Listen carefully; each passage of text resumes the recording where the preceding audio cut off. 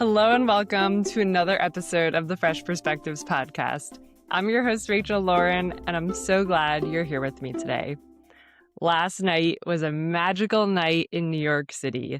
The Knicks won the championship game and the city exploded with excitement and pride. And the way in which they won was the most absurd and improbable situation that probably could have ever occurred.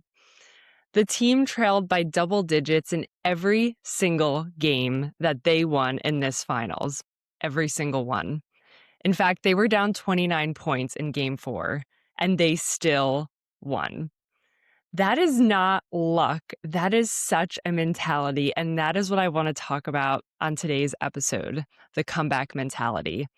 I think there's something here for all of us to learn and take away from their win. The Knicks can actually teach us a lot about showing up for our goals in moments of transition and in moments when we're tempted to quietly let ourselves off the hook. In these playoffs, the Knicks went 6-2 in games where they trailed by double digits.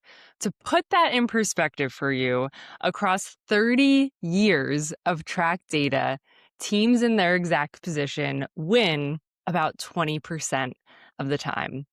It wouldn't be unfair to say that the odds were truly stacked against them. Now, I'm not here to give you a sports breakdown. I don't know the most about basketball, but I really want to sit down and ask a different question. How often do you create a deficit in your own head that doesn't actually exist on the scoreboard yet? I think about this a lot with things like job applications, creative projects, relationships, new chapters in life. There's this moment where the gap between where we are and where we want to be feels so big and so massive that we start protecting ourselves from the disappointment of losing. We get a little less invested. We pull back. We start writing the story in our heads of why it didn't work out before we've actually tried. And in doing that, we actually guarantee the outcome that we're afraid of.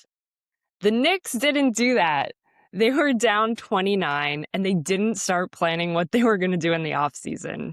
They just focused on the next possession on the court. Now, it would be totally unfair to talk about last night's game and this playoff series without talking about Jalen Brunson, because his story is really at the heart of all of this. He was the 33rd pick in the 2018 NBA draft. He was so overlooked. Coming out of college, he was met with so much criticism. He was too small, too slow, not athletic enough. Years later, a prominent NBA coach said publicly that he was too small to ever be the best player on a championship team. That if your best player is that short, there's no chance you're winning. So when the Knicks signed him, the whole league basically laughed. But joke's on them, because last night, Brunson scored 45 points in the deciding game of the NBA Finals, won Finals MVP, and when he was asked how he responded to all of those people who said he couldn't do it, his answer was, "I didn't respond to them then, and I'm damn sure not going to respond to them now." I love that so much, because there's this idea that we need to have people believe in us before we can fully believe in ourselves. That we need external validation first, that green light, that acknowledgement, that person who finally sees our potential to say, okay, I see you and you're capable. And maybe Brunson wanted that too. I don't know what's in his head. But what he did was he didn't wait for it. He just said after the win, I just trust my work. And if we win, we win. And if we don't, we learn. We move forward. And I'm just never afraid to fail. I have goosebumps reading that quote because I feel like it captures so much of what I believe as well. Being never afraid to fail is such an amazing mindset, because the moment you become afraid to fail, you stop taking the big swings that could actually change things. And I think that the work that Brunson did, quietly, consistently, not in the limelight, not with praise, without needing anybody else to co-sign it, That's the version of courage that we don't talk about enough.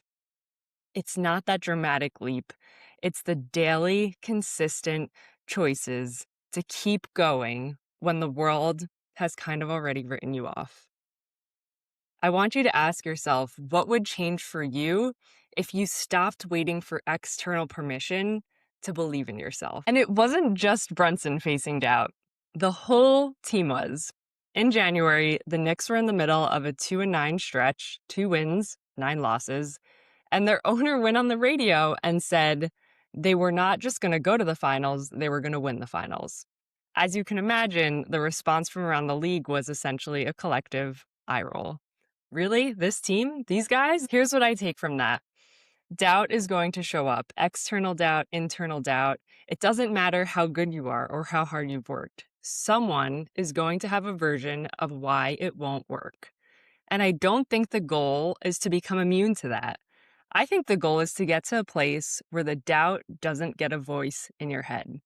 It can be in the room, it can exist, but it can't dictate how you make decisions. Let's talk about last night's fourth quarter.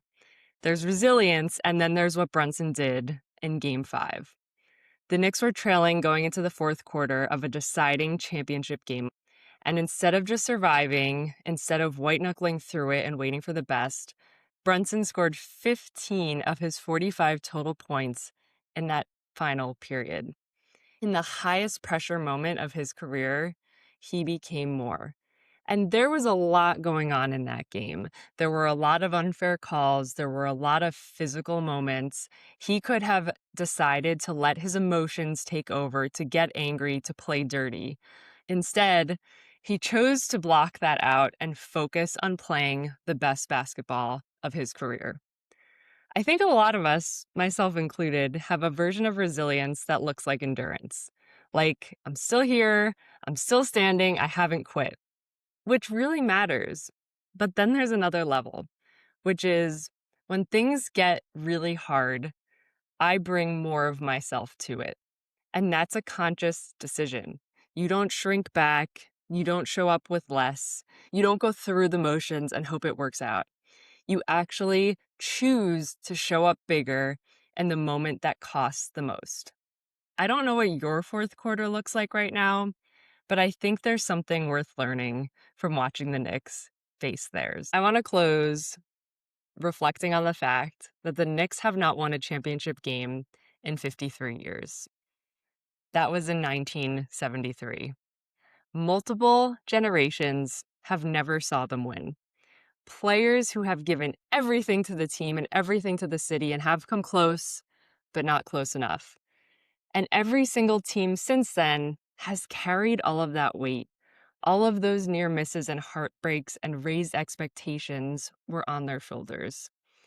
Karl Anthony Towns, the Knicks center, who lost his mom in 2020 and has played every game since then in her honor, said after winning last night, "You work your whole life for this moment.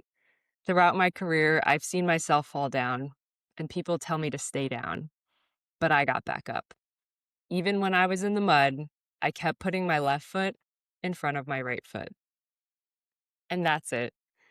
That's the whole thing, honestly.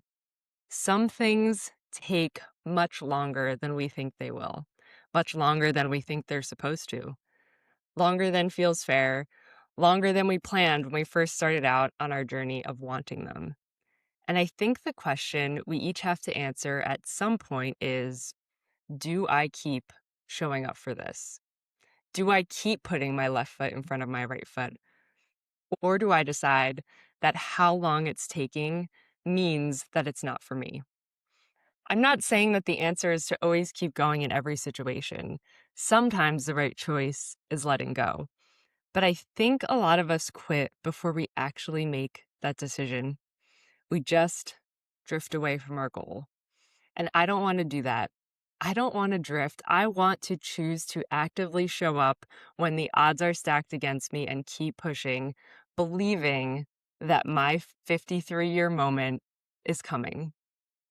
So here's the fresh perspective I want to leave you with today.